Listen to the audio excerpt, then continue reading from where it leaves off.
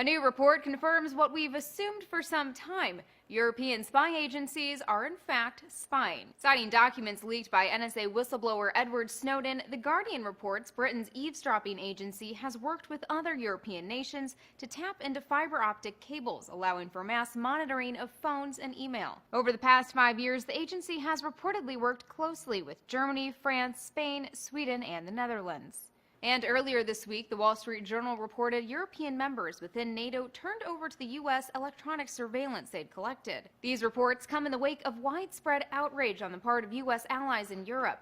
A series of recent reports claimed the NSA monitored German Chancellor Angela Merkel's phone and kept tabs on millions of French, Spanish, and Italian phone calls. The idea that America's allies in Europe might have done the same is hardly new, says a writer at Forbes. All of the various spy agencies around the world are doing their utmost to spy on all of the other spy agencies.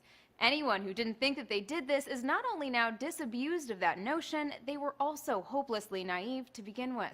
The UK's ambassador to Lebanon put it this way on Twitter: "I work on assumption that 6+ countries tap my phone. Increasingly rare that diplomats say anything sensitive on calls." So if not surprising, a writer for TechCrunch says it's at least dispiriting. It'll be far harder than we initially perhaps hoped to end this sort of mass surveillance.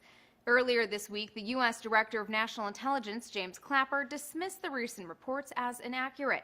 Even so, anger over the NSA spying, he said, glosses over the fact all nations spy on their friends as they would their enemies. Some of this reminds me a lot of the classic movie Casablanca. My God, there's gambling going on here. You know, it's the same kind of thing. How can they close me up? On what ground? I'm shocked to find that gambling is going on in here. Still, as many pundits have pointed out, shrugging off the snooping allegations as everyone does it is a poor excuse for such aggressive surveillance. As Foreign Policy's David Rothkopf explains, the types of spying that are currently gaining much of the criticism have either been controversial within the intelligence community in the past, or are so new that they are not well understood in terms of operational security risks or other implications.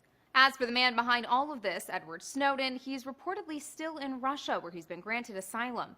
German officials say they're considering meeting with the fugitive. For Newsy, I'm Elizabeth Hagedorn.